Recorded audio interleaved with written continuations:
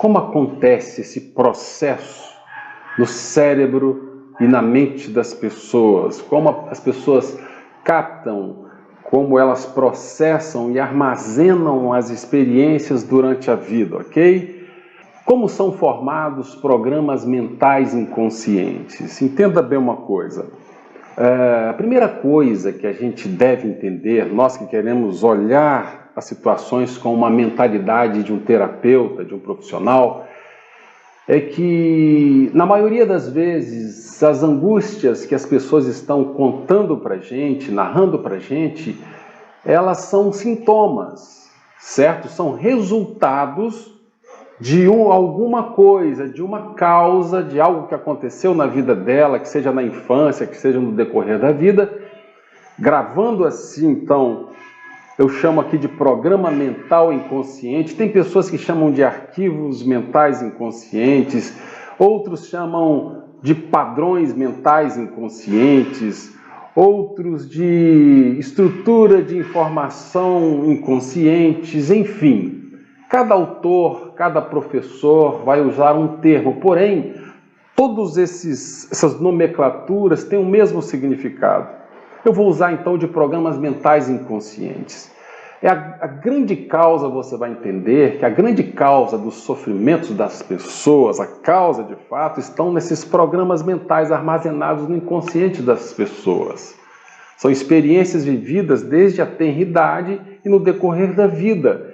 De forma que, como profissionais, se a gente não compreender isso, a gente vai estar trabalhando sintomas, estado emocional das pessoas e acaba não resolvendo nada. A primeira coisa que eu quero que você entenda é que existe uma causa por trás de cada distúrbio psicoemocional, por trás de cada desconforto psicoemocional. Isso é a primeira coisa que você tem que entender. Eu vou chamar esses distúrbios, essas experiências gravadas no inconsciente, de programas mentais inconscientes, ok? Uma outra coisa que eu quero que você entenda é o seguinte: quando eu falar cérebro, eu estou falando do órgão, certo? Da parte biológica, da parte palpável. Quando eu falar de mente, eu estarei falando da funcionalidade desse órgão, certo?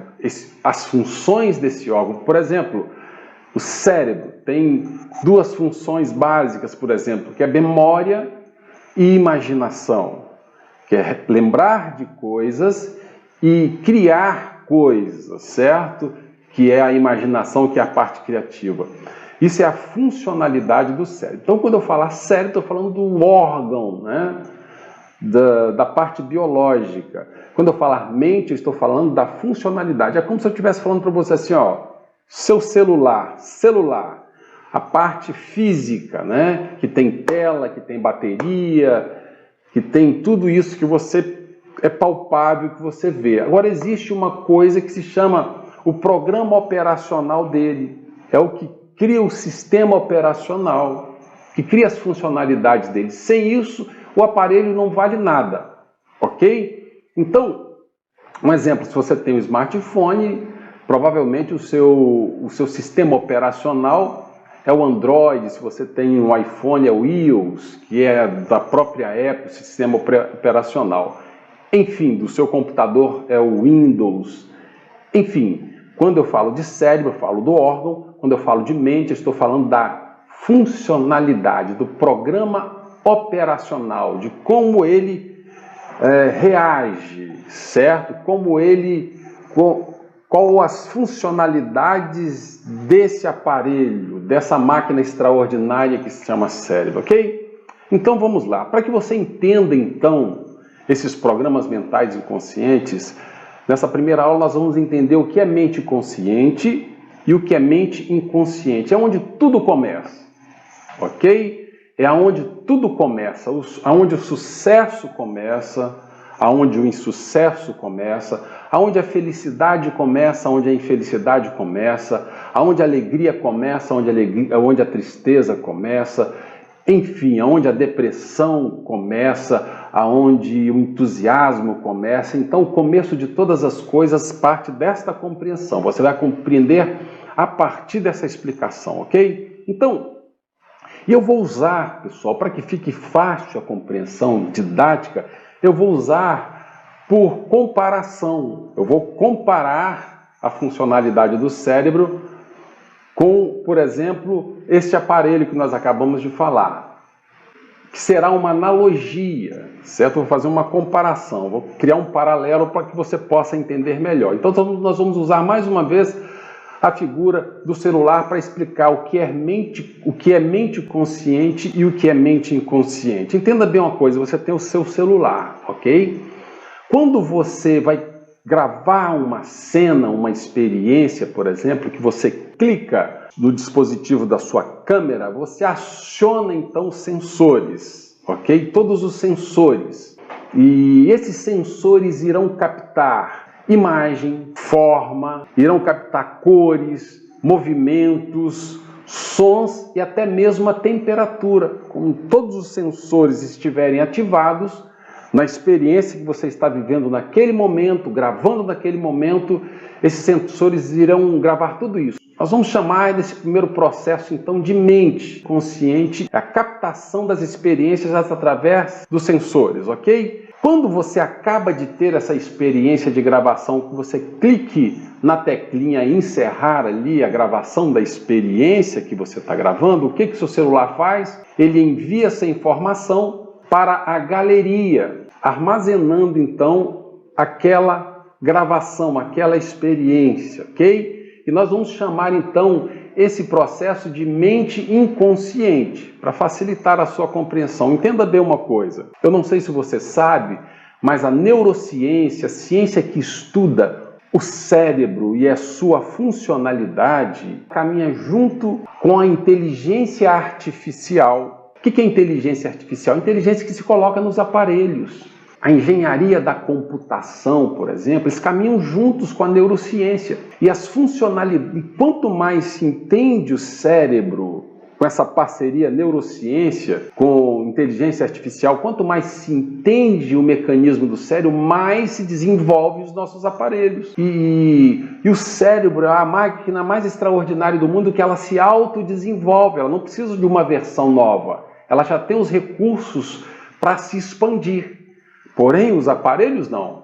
É por isso que existe o modelo 1, 2, 3, 4, 10, 12, 13 e assim vai. Porque vão aperfeiçoando as máquinas através da compreensão da funcionalidade dessa máquina mais extraordinária que existe em nós, okay? Que é o nosso cérebro. Então está aí, captou a experiência, gravou a experiência com a sua câmera, com os sensores ativados, desligou, envia então para a galeria. Chamamos essa galeria de mente inconsciente, ok? Entenda bem, a mente consciente, ela está sempre no presente, no aqui e agora. Assim como a câmera, quando você liga para captar a experiência, ela está sempre no presente, no aqui e agora, a nossa mente consciente também está sempre no presente, no aqui e agora. São o uso dos 5 sentidos: visão, audição, tato, paladar e gustativo, ok? Os sensores da câmera filmadora do celular, ele tem lá os seus sensores, também captam, né, as informações que nós acabamos de ver. A mente consciente é o uso da imaginação. Você está vendo aqui, você está imaginando, fazendo o processamento do que você está vivendo, dessa experiência que você está vivendo. É aquela parte mais analítica. Nossa mente consciente ela é analítica, planejadora, que está vivendo o agora, certo? Está sabendo o que fazer agora. É a memória de curto prazo. Lembra do celular? Gravou, clicou, desligou, ela faz o quê? Envia automaticamente para a galeria. O prazo dessa memória é curto. Você vai lembrar por um período daquela experiência e já vai viver novas experiências, que você vai estar no aqui e agora em novas experiências. Aquela já é passado, aquela já é memória, aquela, independente se é de 1 segundo, de 1 minuto, de 1 hora, de dias ou anos, já é passado, já é passado, entendeu? Então já está no inconsciente. O inconsciente das pessoas é assim também. Então, a mente consciente, ela está aí e ela nos faz pensar, porque nós estamos vivenciando através dos nossos 5 sentidos, as experiências, e nós então pensamos sobre a situação e vivenciamos no aqui e agora.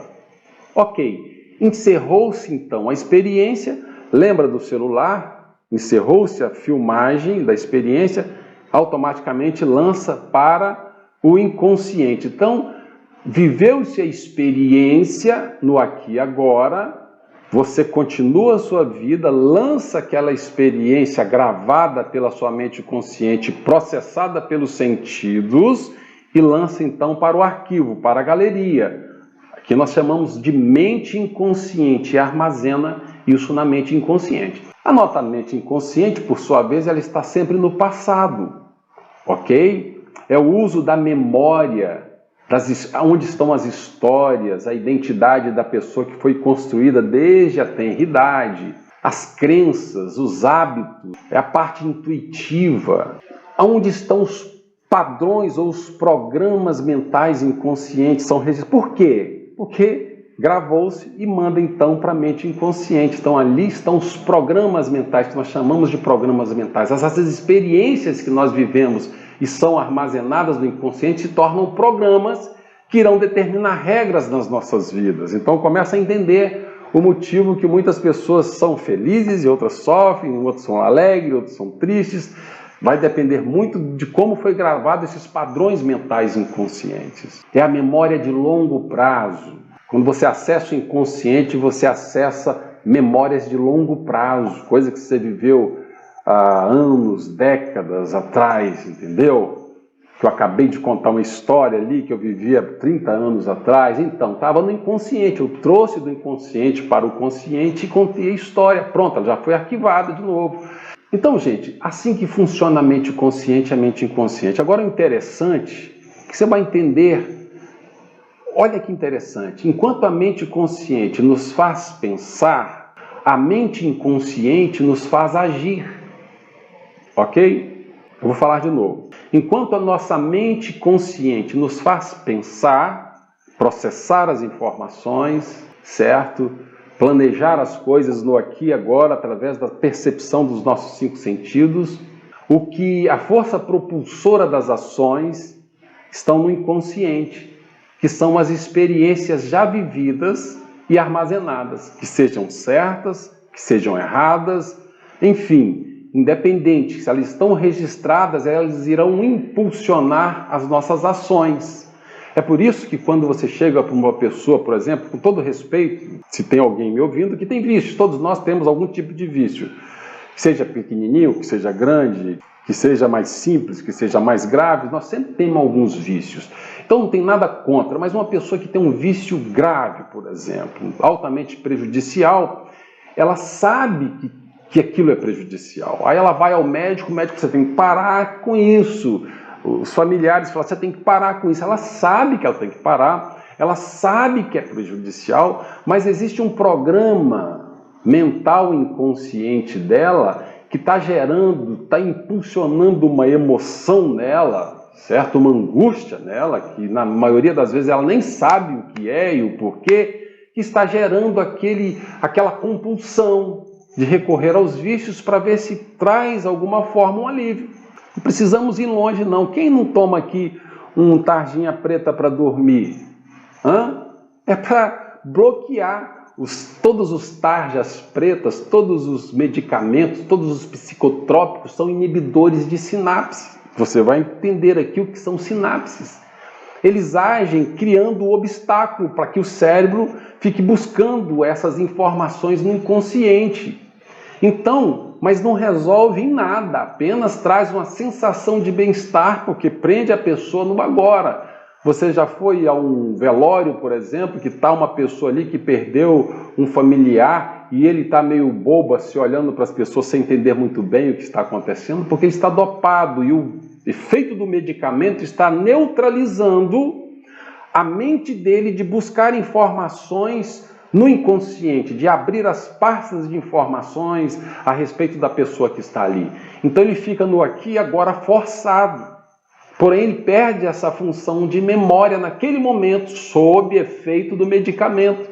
Então, todo medicamento, todo psicotrópico, ele é um inibidor de sinapse.